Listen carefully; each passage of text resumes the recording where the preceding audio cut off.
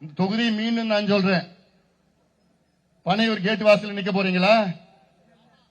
இல்ல உங்க வீட்டு வாசல்ல நிக்கிற உங்களுக்கு எம்எல்ஏ வேணுமா? இல்ல நீங்க போய் பனையூர் கேட் வாசல் நிக்கிறது அப்படிப்பட்ட எம்எல்ஏ வேணுமா? நீங்க முடிவு பண்ணுங்க. சினிமா நடிச்சா போதாது, மக்களை சந்திக்கணும், தெரு தெருவா போகணும். அப்படி வருவாரா? தெரு தெருவா வருவாரா? உங்ககிட்ட ஓட்டு கேட்பாரா? ஓட்டு கேட்க கூட வராது. அதுக்கு பிறகு வந்து பாப்பாரா உங்களை? இல்ல, நீங்க தான் போகணும். கரூர்ல நடந்ததெல்லாம் தெரியல உங்களுக்கு. நடந்து அவங்க தான் போய் பார்க்கறாங்க, இவரு போய் பார்க்கல. இதெல்லாம் சிந்தியுங்கள். ஏதோ சும்மா பல பல பல பலன்னு போட்டு எல்லாம் இருந்ததுன்னா அப்படி ஓட்டு போட்டுடணும். உண்மையானவர்கள் யார்? உங்களுடன் சேர்ந்து போராடுகின்றவர்கள், உங்களுடன் சேர்ந்து நிற்பவர்கள் யார்? பாட்டாளிகள் யார்? உழைக்கின்ற வர்க்கம் யார்? எல்லாமே இந்த மேடையில் இருக்கிறாங்க. எல்லாமே இந்த மேடையில் இருக்கின்ற அத்துணை வேட்பாளர்களும் உழைக்கின்றவர்கள். நெத்தியில வேர்வை வருகின்ற வேட்பாளர்கள் நின்று இருக்காங்க. நெத்தியில வேர்வை யாருக்கு வரும்? பாட்டாளிகள், உழைக்கின்ற வர்க்கம். நாம் எல்லாம் உழைக்கின்ற வர்க்கம். ஏசி கார்ல வந்து ஏசி பஸ்ல போயிட்டு ஏசியில போனா நீ கிட்ட கூட நெருங்க முடியாது. தூரத்துல இருந்து டாடா காமிச்சு போறாங்க. அதெல்லாம் சிந்தியுங்கள். இந்த இங்க நிக்கிறாங்க, அவங்க நிக்கிறாங்க. இது இல்லாம திமுக வேட்பாளருக்கு நீங்க ஏற்கனவே வாய்ப்பு கொடுத்துட்டீங்க, தோல்வி அடைஞ்சிட்டார். இந்த தொகுதியின் சட்டமன்ற உறுப்பினர் தோல்வி அடைஞ்ச, ஒண்ணுமே செய்யல, உங்களுக்கு எந்த திட்டமும் செய்யல.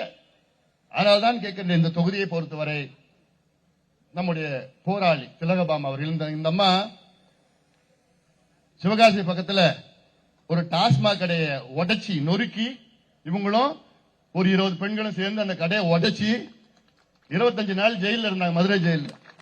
எதுக்கு? டாஸ்மாக் கடையை நேரடியா போய் உடைச்சி நொறுக்கி கேஸ், இன்னும் கேஸ் இருக்கு. இப்படிப்பட்ட போராளி வேணுமா? இல்ல ஏசி பஸ்ல வந்து டாடா காமிச்சுக்கிட்டு ஹாய் பாய் அவ்வளவுதான், அப்படிப்பட்ட வேட்பாளர் வேணுமா உங்களுக்கு? நீங்க முடிவு பண்ணுங்க.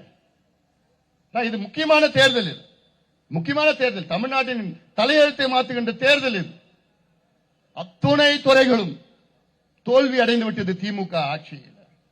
எல்லாமே எங்க பார்த்தாலும் ஊழல் ஊழல் ஊழல், கொள்ளடிச்சிட்டு இருக்கிறாங்க. மணல் கொள்ளை எல்லாம் 4800 கோடி ஊழல், நகராட்சி நிர்வாகத்தில் 888 கோடி ரூபாய் ஊழல். அந்த நகராட்சி துறையில ஒரு மாசம் டிரான்ஸ்பர், பணியிட மாற்றம், ஒரு மாசம் 361 கோடி ரூபாய் ஊழல். ஒரே மாசத்துல டிரான்ஸ்பர். இதெல்லாம் நான் சொல்லல, அமலாக்கத்துறை இடி கொடுத்த 250 பக்கம் அறிக்கை அரசுக்கு கொடுத்திருக்கு, புள்ளி விவரங்களோடு கொடுத்திருக்கிறாங்க. டாஸ்மாக் ஊழல் 1,82,000 கோடி ஊழல். நெல் கொள்முதல் ஊழல் 1250 கோடி ரூபாய் நெல் கொள்முதல் ஊழல். இப்படி அவ்வளோ ஊழல் திமுக ஆட்சியில் நடக்குதுன்னா நீங்க தமிழ்நாட்டு மக்கள் தூக்கி எறியுங்கள். திமுகவை ஆள தகுதியற்றவர்கள், நேர்மையற்றவர்கள், இவங்க எல்லாம் என்னன்னு கூட தெரியாது. சமூக நீதினா என்னன்னு தெரியாது. ஸ்டாலின் அவர்கிட்ட போய் கேட்டா சமூக நீதினா என்னன்னு தலையை சொறிவார். ஆனா பேசுறது சமூக நீதி எங்கள் உயிர் மூச்சு, தந்தை பெரியாருடைய கொள்ளு பேரன், அண்ணாவுடைய பேரன், கலைஞருடைய மகன் என்று சொல்லுகின்ற ஸ்டாலின் அவர்களே, உங்களுக்கும் சமூக நீதி பத்தி பேசுவதற்கும் என்னையா தகுதி இருக்கு? எள்ளளவும் தகுதி கிடையாது சமூக நீதி பத்தி பேசுவதற்கு.